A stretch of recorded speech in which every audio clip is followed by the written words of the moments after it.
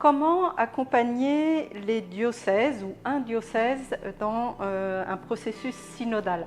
Alors, à partir de notre expérience au secrétariat général du synode, de ce que nous avons vu, je voudrais d'abord évoquer un peu deux principes importants. La première chose, c'est quand on va dans un diocèse, quand on cherche à accompagner ce processus de synodalité, de discernement en commun, la première conviction importante à avoir, c'est que l'Esprit Saint est déjà là. Voilà, il souffle déjà.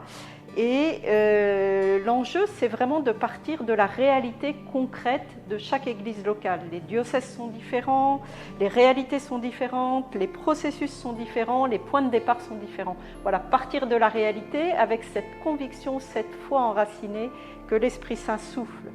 Et puis, c'est vrai que l'enjeu maintenant, on est dans la phase de réception de ce synode sur la synodalité, et c'est notre co-responsabilité de mettre en œuvre très concrètement dans la diversité des contextes cette synodalité. Et donc ça demande de discerner ou d'accompagner le discernement des processus synodaux diocésains qui peuvent se faire de différentes manières.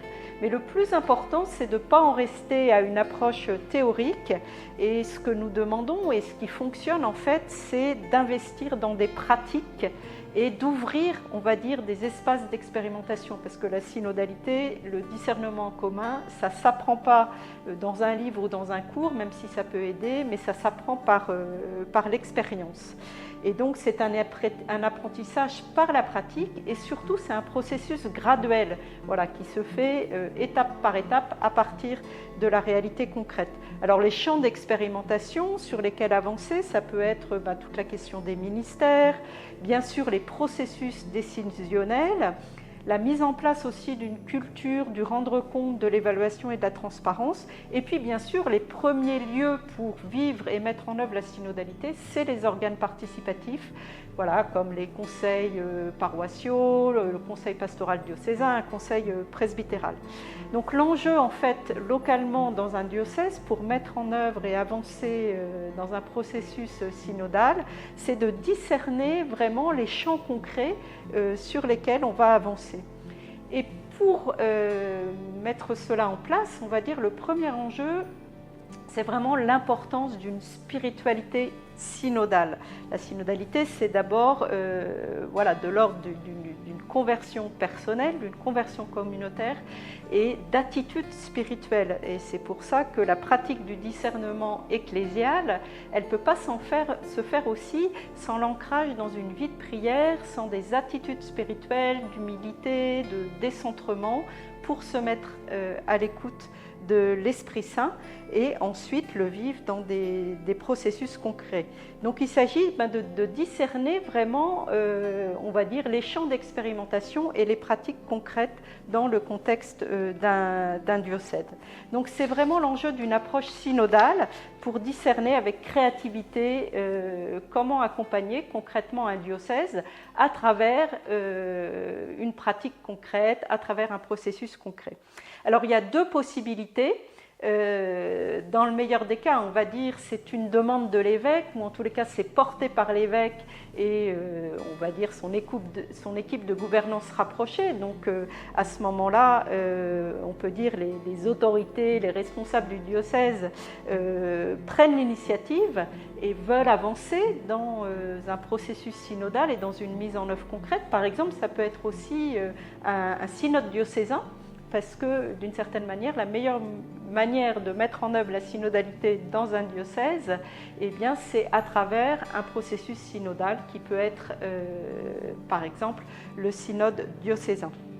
Et donc dans ce cas-là, on accompagne avec ceux qui prennent cette initiative à travers soit les structures existantes, que sont les conseils, soit un processus de type synode diocésain, soit une possibilité de formation ou d'autres processus. Ça peut aussi se vivre dans des paroisses.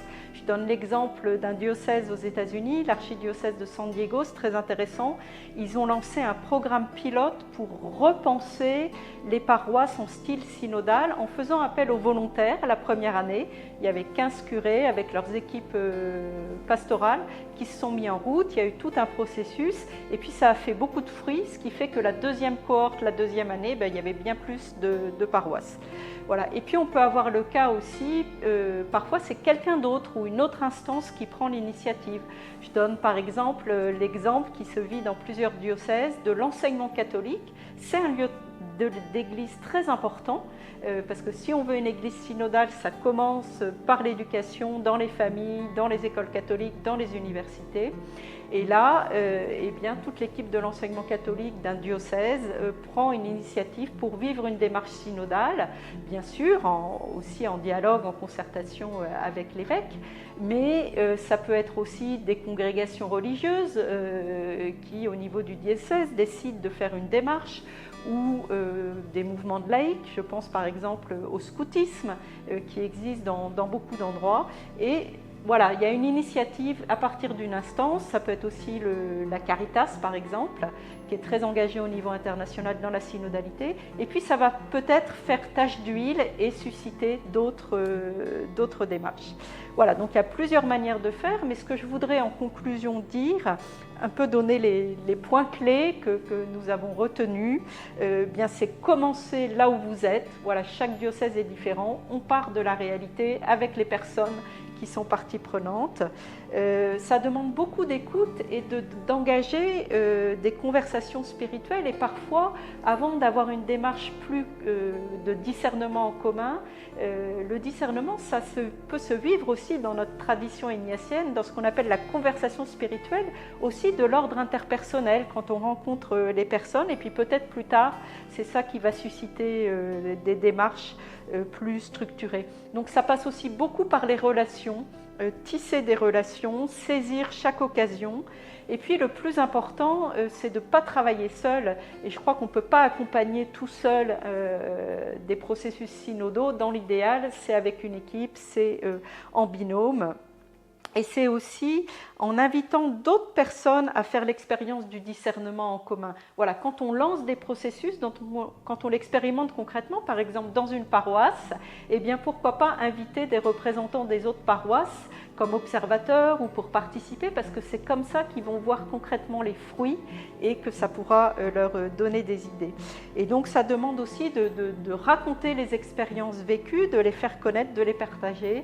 Voilà, les processus synodaux, ça demande de la patience et aussi de la créativité. On ne peut pas faire du copier-coller, c'est de l'ordre du discernement qui est toujours un chemin ouvert et créatif. Alors bon courage pour accompagner les diocèses dans cette mise en œuvre de la synodalité qui est si importante aujourd'hui.